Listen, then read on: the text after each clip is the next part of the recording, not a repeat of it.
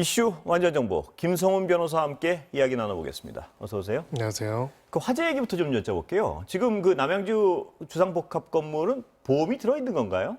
네, 16층 이상인 건물인 경우에 예. 보험이 들어있을 겁니다. 예. 기본적으로 상가와 아파트가 나눠져 있는데요. 예. 현재 화재보험법상으로는 16층 이상의 건물에는 의무적으로 화재보험이 가입되도록 하기 있기 때문에 예. 아마 보험이 가입되어 있을 가능성이 높습니다. 그럼 일단 일반 아파트들도 그 동일한 법의 적용을 받는 건가요? 그렇습니다. 16층 이상인 경우에는 예. 의무적으로 가입하도록 정하고 있고요. 이런 경우는 입주자 대표회의 명의로 가입을 하고 보통 보험료를 이제 관리비에 포함해서 되는 예. 경우가 일반적입니다. 그러면 이 피해본 주민분들 보상을 전액 받을 수 있는 건가요? 어떻습니까? 네, 보상을 받을 수는 있는데 전액은 어려울 수 있습니다. 보통 이제 대물과 대인으로 나눠지는데요. 뭐 가입 상품에 따라 다르기는 하지만 기본적으로 인체, 생명에 대한 피해가 있는 부분에 대해서는 상당히 보상이 되고 예. 건물 자체에 대한 보상도 좀 이루어지는 부분이 있지만 가재 도구라든지 이런 거에 대해서는 금액 평가가 어렵기 때문에 좀 매우 제한적일 가능성이 높습니다. 그러면 예를 들어서 그 실질적인 궁금증이 좀 생긴 게 전세를 사시는 분이 계실 거고 자가인 분이 계실 텐데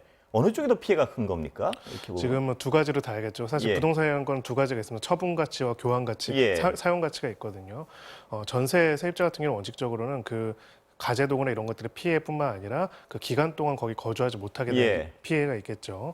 이 부분에 대해서는 원칙적으로는 그 집주인한테 요구를 할 수가 있고요. 집주인은 이거와 관련돼 가지고 건물 자체에 발생한 피해와 재산적 손실 이 부분에 대해서 피해를 받을 수 있는 손해배상을 받을 수 있는 피해 보상을 받을 수 있는 구조로 나눠진다라고 볼 수가 있습니다. 그렇다면 집주인분 입장에서는 건물 자체에 대한 피해는 좀 더 보상의 범위가 넓다고 아까 말씀을 하신 건가요? 아무래도 이제 가입의 대상이 되는 객관적인 지표가 건물 자체의 가치이기 때문에요. 그 부분은 아무래도 어느 정도까지는 보상이 될 거라고 보이지만은 예. 내부의 가재 도구들은 예를 들어서 고가품도 있고 저가품도 있지 않겠습니까? 그런 것들은 구체적으로 특정을 해가지고 보상 범위로 포함시키기가 어려울 가능성이 좀 더 높다 이렇게 볼 수 있습니다. 그렇다면 현실적으로는 전세 사시는 분들의 피해가 더 크다 이렇게 볼 수도 있겠네요.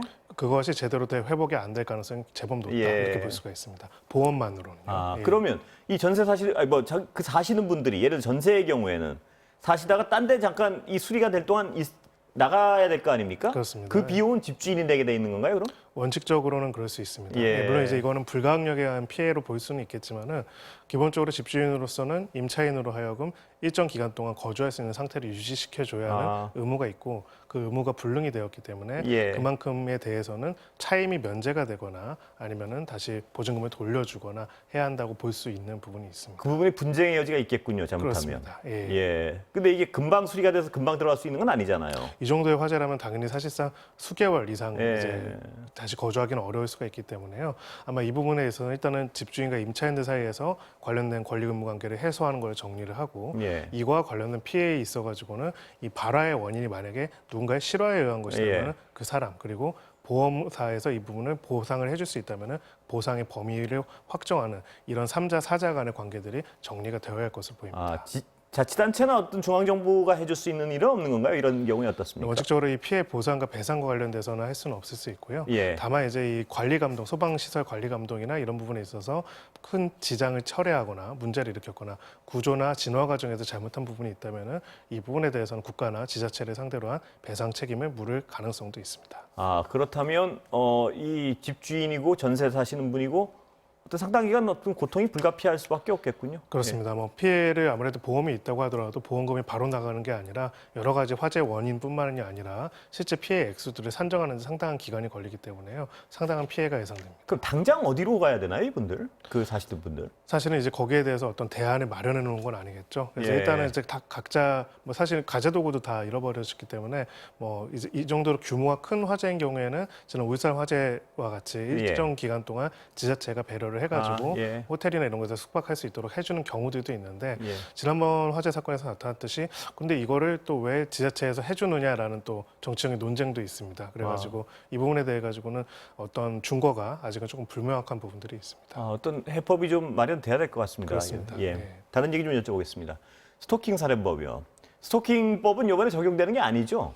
네, 시행 3월 달에 제정이 됐기 때문에 예. 시행은 9월로 예정이 되어 있습니다. 그럼 이 법이 시행되기 전에 그 스토킹 행위에 대한 처벌은 뭐 어떤 법령으로 처벌이 되는 건가요, 그거는? 현재로서는 경범죄 처벌법밖에 적용이 안 되고요. 예. 그것도 금액은 10만 원 이하의 과태료에 처하게 되어 있습니다. 그렇기 때문에 사실상 범죄 취급을 안 받고 있는 거라고 볼 수가 있죠. 그래서 이 부분은 역으로 말하면 우리가 그동안 스토킹이라는 굉장히 위험할 수 있는 강력범죄의 전조 증상에 대해 가지고 법 자체, 체계 자체가 얼마나 안이하게 대응을 해왔는가를 보여주는 또 하나의 모습이라고 볼 수 있습니다. 경범죄 처벌을 한다는 그렇죠. 자체가 지금 말씀하신 대로 얼마나 이걸 네. 가볍게 생각했는지 정말 반증하는 것 같습니다. 맞습니다. 예. 그렇다면 이 지금 살해범한테 적용되는 법률은 그 경범죄는 뭐 거의 이 스토킹 행위 자체에 대해서는 아무런 처벌할 수가 없다고 봐도 되는 거네요. 네, 사실상 뭐 아마 기소가 같이 될 수도 있겠지만은 큰 의미는 없을 수 있고요. 예. 피해자 3명에 대한 연쇄살인을 했기 때문에 사실 예. 어떤 법이 적용이 되더라도 이미 살인죄 3개가 경합되어 있는 상황이기 때문에 그 양형에 있어서는 큰 의미는 없을 것으로 보입니다. 그럼 이 지금 이 새로운 스토킹법이 시행되기 다음엔 어떤 처벌이 가능한 건가요? 그러면? 원칙적으로 이제 5년 이하의 징역형으로 처벌할 수 있는 규정은 있습니다. 예. 스토킹 행위에 대해 가지고요. 근데 사실은 이제 스토킹 행위 자체에 대한 부분도 있지만은 이 물리적인 접근 자체를 예. 좀 방지하고 피해자가 스스로 보호를 국가기관에 신청해가지고 보호를 요청할 수 있는 것들을 좀 더 용이하게 하는 것이 더 중요하지 않는가. 예. 스토킹 자체에 대한 형사 처벌 자체보다는 그게 더 중요하지 않은가에 대한 논의가 많이 있는 상황입니다. 예, 오늘 말씀 여기까지 듣겠습니다. 감사합니다. 감사합니다.